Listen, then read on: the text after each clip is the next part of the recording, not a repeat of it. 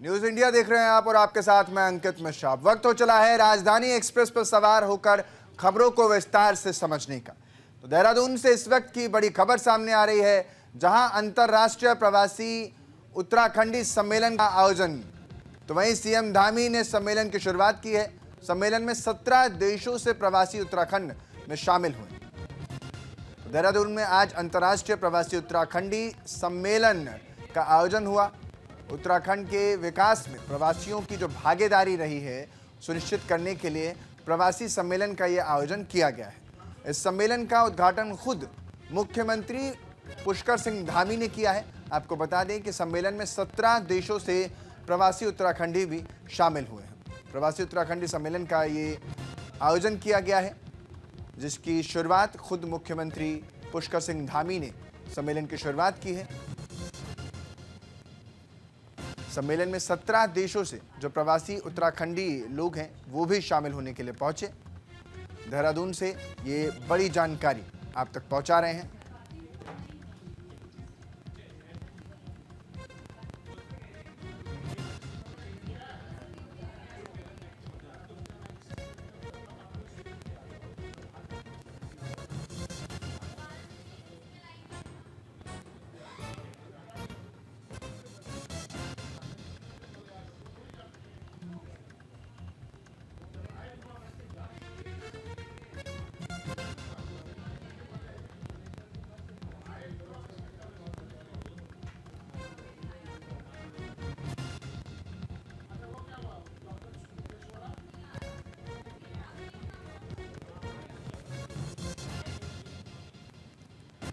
देहरादून से ये बड़ी खबर आप तक पहुंचा रहे हैं, जहां उत्तराखंडी प्रवासी जो हैं 17 देशों से शामिल होने के लिए पहुंचे। प्रवासी उत्तराखंडी सम्मेलन का आयोजन किया गया। सीएम धामी ने इसकी शुरुआत की।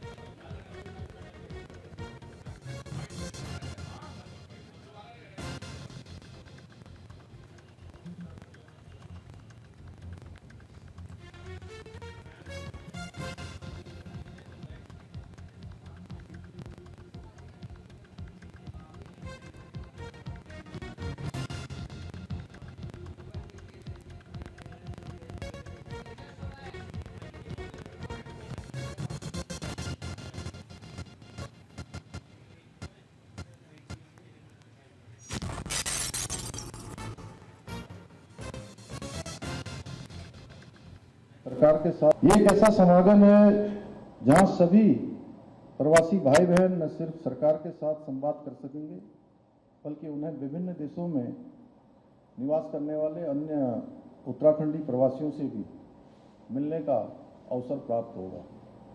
और हमने जब वीडियो कॉन्फ्रेंसिंग के माध्यम से आप सभी लोगों से बात की थी, अधिकांश लोग यहाँ पर उसमें से आए हुए हैं, तो सच में मेरे अंदर भी एक बड़ी ऊर्जा का संचार हुआ था।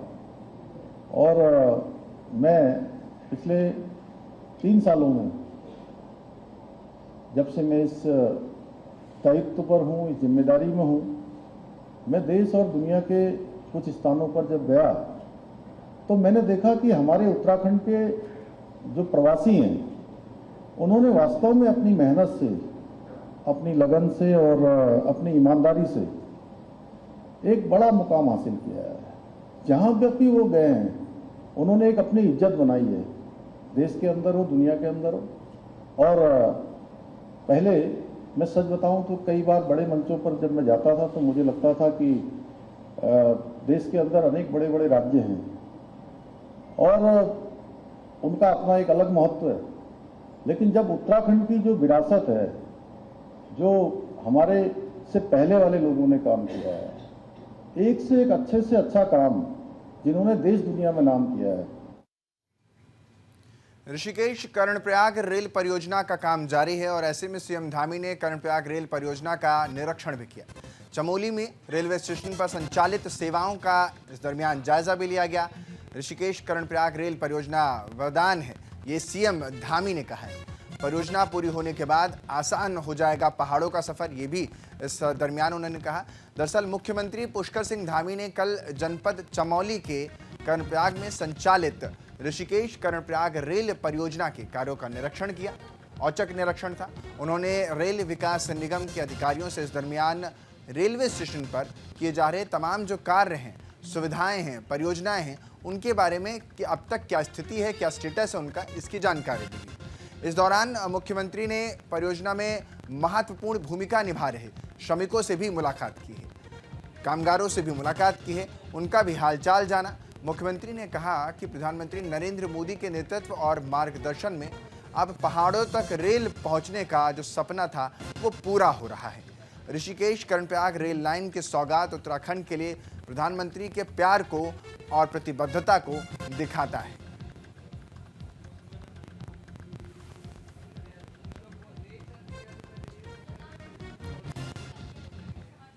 देखिए, ये रेल परियोजना अपने आप में एक अलग प्रकार की रेल योजना है और इस रेल योजना के लिए इसकी स्वीकृति के लिए मैं आदरणीय प्रधानमंत्री श्री नरेंद्र मोदी जी का बहुत धन्यवाद करता हूँ देवभूमि उत्तराखंड की जनता की तरफ से। इसका काम तेज़ी से चल रहा है, लेकिन आप सब देख रहे होंगे कि पहाड़ों के बीच से टनल बनाना और उस पर फिर सब और काम करना बड़ा कठिन काम है। लेकिन उसके बावजूद भी हमें उम्मीद है कि 2026 तक इसका प्रथम फेज चालू हो जाएगा, 2026 के अंत तक, और बाकी काम भी तेज़ी से चलेगा। कहीं भी कोई अड़चन आती है, कोई दिक्कत आती है तो हम लोग प्रयास करते हैं मिलजुल कर, क्योंकि ये बड़ी परियोजना, इस परियोजना के पूरा होने के बाद ऋषिकेश कर्णप्रयाग रेल लाइन बन जाने के बाद हमारे पूरे क्षेत्र में एक और समृद्धि आएगी और प्रगति होगी, उन्नति होगी, लोगों का आवागमन आसान होगा। देखिए, ये रेल उत्तराखंड में नगर निकाय चुनाव को लेकर तेजी देखने को मिल रही है, जहां हरिद्वार में हरक सिंह रावत ने प्रचार भी किया है और कांग्रेस प्रत्याशी महेश राणा के समर्थन में ये प्रचार उन्होंने किया है। लोगों से कांग्रेस प्रत्याशी को जिताने की उन्होंने अपील भी इस दरमियान की है। जो आप देख पा रहे हैं कि साफ तौर पर प्रचार युद्ध में अब हर दल नजर आ रहा है और ऐसे में उत्तराखंड में चल रहे नगर निकाय चुनाव में कांग्रेस के वरिष्ठ नेता और पूर्व विधायक हरक सिंह रावत ने भी अपनी भागीदारी दर्ज कराई। उन्होंने दरअसल हरिद्वार की शिवालिक नगर पालिका क्षेत्र के नवोदय नगर में कांग्रेस प्रत्याशियों के समर्थन में प्रचार किया है।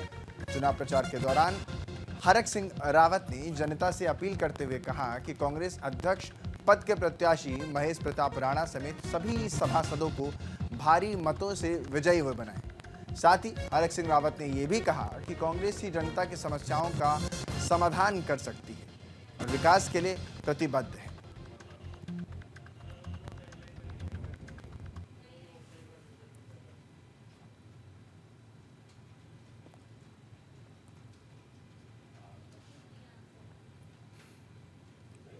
बहुत सही बात कह के गए हैं माननीय मंत्री जी।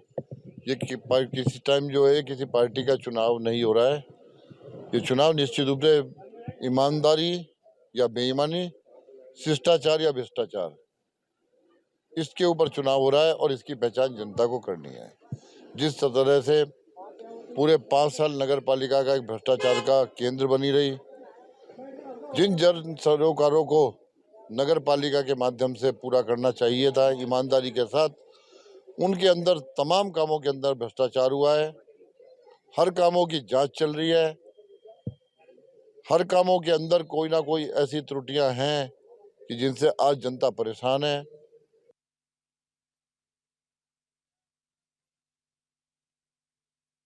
मैंने आज शिवालिक नगर में जिस तरह महेश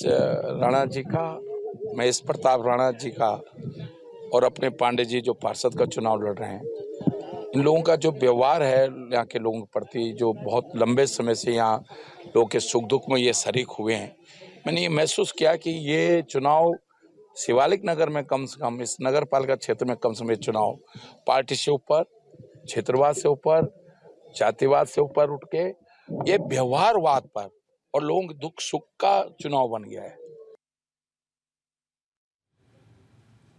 देहरादून में पहली बार नगर पंचायत बनी है तो सेलाकुई सीट पर चुनाव बेहद दिलचस्प हो चला है। इस सीट पर जनता के क्या मुद्दे हैं और राजनीतिक समीकरण क्या कहते हैं, इसी को लेकर सेलाकुई से बीजेपी प्रत्याशी भगत सिंह राठौड़ और निर्दलीय प्रत्याशी धीरज उर्फ सुमित चौधरी और आम लोगों से बातचीत की हमारे संवाददाता अमित रावत ने। सुनवाते हैं इस दरमियान उन्होंने क्या कुछ कहा है।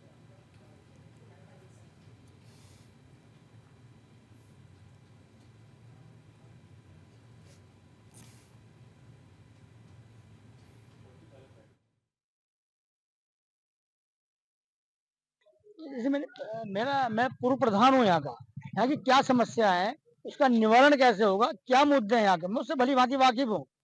सर्वप्रथम तो पथ प्रकाश व्यवस्था है। तो हमारी जो मातृशक्ति महिला है, रात में ड्यूटी हावर है। अब जैसे आज सर्दी का मौसम है तो उसमें सूर्यास्त जल्दी हो जाता है। अंधकार की कुछ गली हैं तो संभावना हो सकती है मोबाइल लूट आदि घटनाएं होती हैं। तो उस पर अंकुश पाने के लिए सीसीटीवी कैमरे की प्रभावी व्यवस्था है। और हमारी पुलिस जो यहाँ की है मुस्तैद है, निरंतर चीता घूमती रहती है। भाजी मुझे पूरा विश्वास है। पहले भी मुझे जनता ने 2013 में बहुत अच्छा आशीर्वाद दिया और अभी मेरे पास कई मुद्दे हैं, जैसे कि हमारे यहाँ अहम मुद्दा रहेगा कूड़ाघर का। यहाँ पे जल भराव का कई क्षेत्रों में जल भराव होता है और एक तेलाकुई बाजार में जिस टाइम शाम को इंडस्ट्री की छुट्टी होती है हमारे यहाँ, उस टाइम जाम की स्थिति बहुत विकट हो जाती है यहाँ पे। एक वो मेन मुद्दा रहेगा। एक महिलाओं के लिए हमारे यहाँ जब शाम के टाइम लेडीज आती हैं, कंपनी की छुट्टी होती है तो अंधेरा रहता है, उनके लिए स्ट्रीट लाइटों का प्रबंध कराना।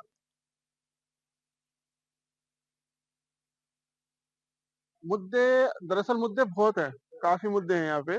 जैसे कि मैं पहले भी बता चुका हूँ, यहाँ पे जैसे सेला की जो है 8-9 साल पीछे हो चुका है। ना ग्रामीण क्षेत्र था ना पंचायत था। भगवान की दया से अब नगर पंचायत बना है और पहला चुनाव है यहाँ पे। सारे एक्साइटमेंट है कि भैया हमारा जो अध्यक्ष हो वो अच्छा ऐसा परफॉर्मेंस हो कि मतलब वो उसका परफॉर्मेंस रहेगा अगले 5 सालों में हो। ये जो 9 साल हमने गुजारे हैं उसको भी कवर करे।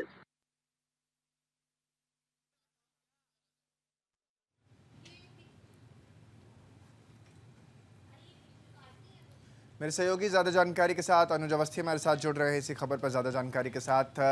अनुज, सेलाकुई सीट पर जो दिलचस्प होता मुकाबला है, इसको लेकर के जनता के बीच क्या कुछ रुझान देखने को मिल रहा है?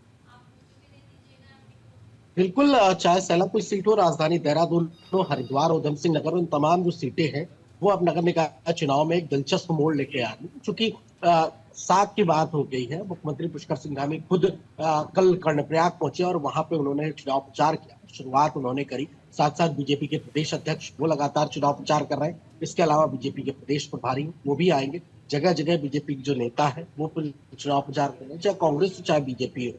दोनों अब चुनाव प्रचार पर जुटी हुई है, क्योंकि 23 तारीख को मतदान है और 25 तारीख को मतगणना हो। तो इन दोनों चीजों को लेकर के अब नगर निकाय चुनाव में लगातार बीजेपी के जो कैंडिडेट उम्मीदवार हैं वो भी डोर टू डोर चुनाव प्रचार कर रहे हैं। इसके अलावा जो स्टार प्रचारकों की सूची है वो लोग जाकर के वहां पे, जैसे हरिद्वार में भी हरक सिंह रावत शिवालिक नगर पहुंचे, वहां पे उन्होंने चुनाव प्रचार किया। इसके अलावा यही योगी आदित्यनाथ, उत्तर प्रदेश के मुख्यमंत्री योगी आदित्यनाथ, वो भी उत्तराखंड आ रहे हैं और नगर निकाय चुनाव में चुनाव प्रचार करेंगे। तो चाहे वो सेलाकुई सीट हो, चाहे वो राजधानी देहरादून की सीट हो, उधम सिंह नगर रुद्रपुर की हो, काशीपुर की हो, हल्द्वानी की हो, हरिद्वार की हो, तमाम सीटों पर जो है उम्मीदवार खड़े हुए, चाहे बीजेपी हो, कांग्रेस हो, चाहे वो निर्दलीय हो। इन तमाम लोगों को जो आप चूंकि 23 तारीख को मतगणना होनी है, उसके बाद ही समझ में आएगा कि किसके पक्ष में सबसे ज्यादा वोटिंग मिली, चाहे बीजेपी हो चाहे कांग्रेस हो। अगर हम स्थानीय मुद्दों की अगर बात करते हैं तो बिजली, सड़क, पानी, ये स्थानीय मुद्दे, चूंकि नगर निकाय चुनाव में यही मुद्दे सबसे आगे रहते हैं। तो इन मुद्दों को ध्यान में रखते हुए जो भी आम जनता है उसका ये कहना है कि जो डेवलपमेंट करेगा, विकास करेगा, हम उसी को जी।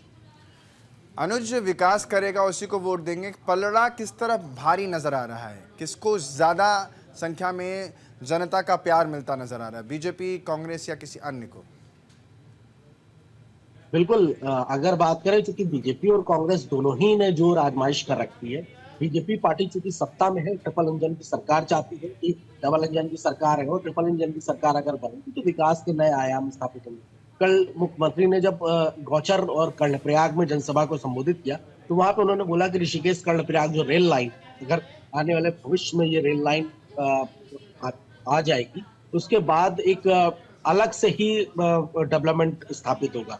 जो पहाड़ के लोग हैं वो मैदान आ सकते हैं और जो मैदान के लोग हैं वो पहाड़ जा सकते हैं बड़े आसानी से ट्रेन के द्वारा। किसी ने सपना भी नहीं देखा था कि पहाड़ों में ट्रेन आएगी। तो ये ऐसे प्रोजेक्ट हैं, चाहे वो ऋषिकेश हरिद्वार कॉरिडोर की बात करें, चाहे वो शारदा कॉरिडोर की अगर बात करें, मानसखंड परियोजना, मानसवाड़ा परियोजना, तमाम जो परियोजना, चाहे वो केंद्र सरकार की योजना हो, चाहे वो राज्य सरकार की योजना हो, उनका जनता को लाभ मिले और ट्रिपल इंजन की सरकार बने, ऐसा बीजेपी चाहती है। कांग्रेस का ये कहना है कि कांग्रेस की अब जनता बदलाव चाहती है, उस बदलाव के बयार में अब कांग्रेस को वोट देगी। अब ये 23 तारीख को डिसाइड होगा कि किसके पक्ष में वोटिंग होती है, और 25 तारीख को मतगणना होगी, जिसमें कौन विजयी बना है, किसके सर ताज सजा है, ये देखने। जी, बहुत बहुत शुक्रिया अनुज तमाम जानकारी देने के लिए। हरिद्वार में निकाय चुनाव से जुड़ी बड़ी खबर आ रही है, जहां रेहड़ी पटरी व्यापारियों का किरण जैसल को समर्थन मिल रहा है, जहां व्यापारियों ने कार्यक्रम में किरण का भव्य स्वागत भी किया है। और इस दरमियान बीजेपी मेयर प्रत्याशी हैं किरण जैसल, जिनको समर्थन लगातार मिल रहा है। तो हरिद्वार नगर निगम चुनाव में रेहड़ी पटरी के लघु व्यापारियों ने भाजपा की मेयर प्रत्याशी किरण जैसल और सभी वार्डों के पार्षद प्रत्याशियों को अपना पूरा समर्थन देने का ऐलान कर दिया है। ये घोषणा लघु व्यापार एसोसिएशन के प्रांतीय अध्यक्ष संजय चोपड़ा की अगुवाई में की गई। कार्यक्रम के दौरान व्यापारियों ने किरण जैसल का भव्य स्वागत भी किया, उनके नेतृत्व पर अपना भरोसा भी जताया। इस अवसर पर क्षेत्रीय विधायक एवं पूर्व कैबिनेट मंत्री मदन कौशिक, नगर निगम चुनाव प्रभारी विकास तिवारी, पूर्व पार्षद सुभाष कुमार भी मौजूद नजर आए। भारतीय जनता पार्टी हमने समर्थन दिया है तमाम रेहड़ी पटरी वालों के विकास को लेकर। आज देश के यशस्वी प्रधानमंत्री जी अनगिनत योजनाएं रेहड़ी पटरी वालों के लिए लागू कर रहे हैं, तो हमारी नैतिक जिम्मेदारी बनती है कि भारतीय जनता पार्टी के जो प्रत्याशी हैं उसको मजबूती की ओर लेकर जाएं। आज नरेंद्र मोदी जी ने कोरोना काल के बाद हमें 10-10 हज़ार का लोन दिया, फिर 20 का दिया, फिर 50 का दिया। आज प्रधानमंत्री स्ट्रीट वेंडर आत्मनिर्भर योजना के तहत तमाम वेंडिंग जोन बन रहे हैं। वो जो वेंडिंग जोन हमारे अधूरे पड़े हैं, निश्चित रूप से अगर किरण जैसल जी भारी मतों से हम उन्हें विजय बनाते हैं तो आने वाले दिनों में वो वेंडिंग जोन विकसित होंगे और तमाम दो राहतों को रोजगार मिलेंगे। आज हमारा हर की पौड़ी का जो व्यापारी है, लघु व्यापारी है, वो परेशान होता है। छोटा सा कोई मेला आ जाता है, उसको वहां से बेदखल कर दिया जाता है, बस अड्डे से हटा दिया जाता है।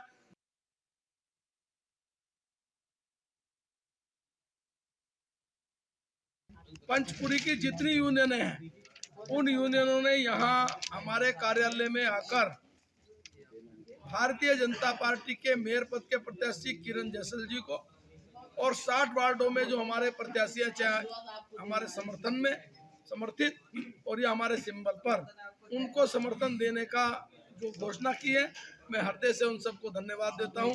और आज देवभूमि के नगर निकाय चुनाव से जुड़ी बड़ी खबर आ रही है, जहां विकास नगर में यामिनी रोहेला को चुनाव चिन्ह मिला है। हाईकोर्ट के निर्देश के बाद ये चुनाव चिन्ह मिला है। हरबर्टपुर नगर पालिका से कांग्रेस प्रत्याशी हैं यामिनी। तो विकास नगर में नगर पालिका हरबर्टपुर में कांग्रेस प्रत्याशी यामिनी रोहेला को उच्च न्यायालय के निर्देश के बाद चुनाव चिन्ह का आवंटित किया गया है। उन्हें आवंटन किया गया, उनको मिल चुका है। कांग्रेस प्रत्याशी यामिनी रोहिला का नामांकन जाति प्रमाण पत्र पर आपत्ति के बाद रिटर्निंग ऑफिसर ने संदेह के आधार पर रद्द कर दिया था, जिसके खिलाफ कांग्रेस प्रत्याशी ने कोर्ट का दरवाजा खटखटाया। हाईकोर्ट की सिंगल बेंच में कांग्रेस प्रत्याशी को राहत नहीं मिल पाई, जिसके बाद हाईकोर्ट की डबल बेंच में सुनवाई के बाद कोर्ट ने रिटर्निंग ऑफिसर के फैसले को गलत करार देते हुए कांग्रेस प्रत्याशी को चुनाव लड़ने की इजाज़त दी। दरअसल हाईकोर्ट के निर्देश के बाद कल देर शाम रिटर्निंग ऑफिसर ने कांग्रेस प्रत्याशी को चुनाव चिन्ह आवंटित किया है। वहीं इस मौके पर कांग्रेस के वरिष्ठ नेता और पूर्व कैबिनेट मंत्री नव प्रभात ने कहा है कि बीजेपी ने प्रशासनिक अमले का दुरुपयोग किया। न्यायालय से न्याय मिलने के बाद अब जनता की अदालत में भी हमें पूरा न्याय मिलेगा।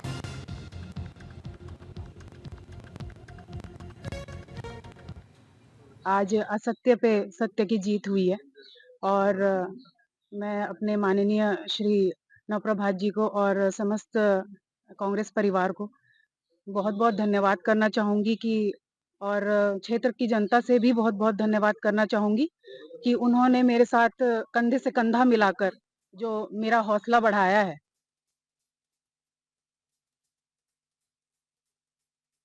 माननीय उच्च न्यायालय से हमें न्याय मिला है और आज विधिवत चुनाव चिन्ह का आवंटन हमें कर दिया गया है। आज से हमारा चुनाव प्रचार प्रारंभ होगा। अब हम और बड़ी अदालत, जनता की अदालत में जाएंगे और जो कुछ अन्याय, अत्याचार, अनीति हैं और जिस तरीके से प्रशासनिक दुरुपयोग किया गया बीजेपी के द्वारा, ये लोगों के सामने रखेंगे। और मेरा मानना ये है कि जनता की अदालत में भी हमें पूरा न्याय मिलेगा। खबर हरिद्वार से निकलकर सामने आ रही है, जहां पुलिस और एसटीएफ के संयुक्त अभियान को सफलता प्राप्त हुई है। चिड़ियापुर जंगल से 2 नशा तस्कर गिरफ्तार हुए हैं।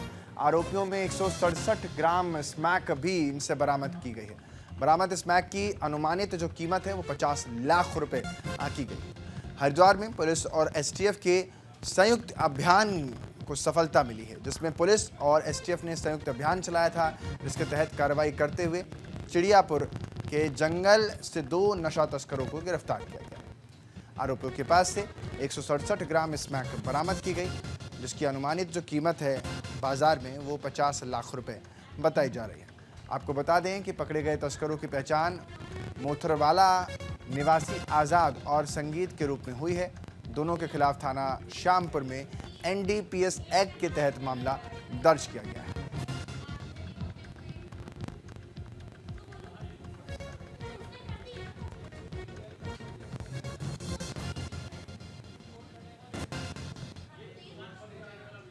बागेश्वर में अलर्ट मोड पर पुलिस प्रशासन नजर आ रहा है। पुलिस ने सीज की पोकलैंड और जेसीबी मशीनें। 24 घंटे में कुल 124 जेसीबी मशीनों को सीज किया गया।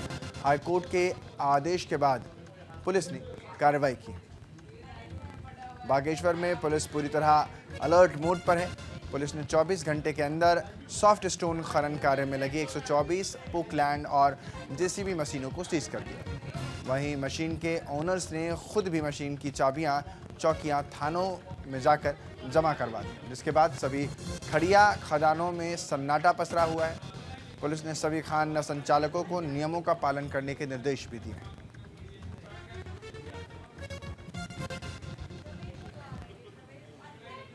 माननीय उच्च न्यायालय उत्तराखंड द्वारा कल निर्देशित किया गया था कि सभी थाना प्रभारियों को निर्देशित किया जाए कि अपने अपने क्षेत्र में चेकिंग कर, माइन विजिट कर, जो इक्विपमेंट्स और मशीनरी प्रयोग में लाई जा रही, वाहन प्रयोग में लाए जा रहे हैं, उनको सीज करने के लिए माननीय उच्च न्यायालय द्वारा निर्देशित किया गया था। इसमें हमने पूरे जनपद में टोटल 26 टीमें बनाई थी। 9 जगह पे हमने बैरियर भी लगाए थे चेकिंग, वाहन चेकिंग के लिए। और इन टीमों द्वारा कल लगभग 55 माइन को विजिट करके जो है 124 इक्विपमेंट्स तथा मशीनरी इत्यादि सीज किए गए हैं। और माननीय उच्च न्यायालय के आदेशों का अनुपालन के लिए हमने सभी थाना प्रभारियों को निर्देशित किया है। कहीं पे भी इसका उल्लंघन होता है तो उस पर हाईकोर्ट ने स्वतः संज्ञान लिया कि आखिर ये मीडिया जो दिखा रहा है, क्या वास्तव में इतना उपद्रव हो रहा है उस क्षेत्र में। और जब हाईकोर्ट ने एक जांच कमिश्नर को भेजा कि जाइए आप चेक कीजिए, 3 लोग आए थे, तो उन्होंने जब यहाँ देखा, स्थिति को देखा, तो वो भी दांतों तले उंगली दबा गए कि आखिर ये खनन कॉरपोरेट इतना बड़ा उपद्रव कर रहा है और सब कुछ चल रहा है, सरकार को बिल्कुल मालूम नहीं है, सरकार कोई इनके खिलाफ नहीं जा रही, प्रशासन इनकी जेब में है। जब ये देखा जांच कमिश्नरों ने तो अपनी आख्या उच्च न्यायालय को दे दी है और उच्च न्यायालय ने अभी स्टे लगा दिया है कुछ समय के लिए। यहाँ वक्त हो चला एक छोटे से ब्रेक का। आपका ही मंच चाहिए, बने रहे हमारे साथ, देखते रहिए न्यूज़ इंडिया।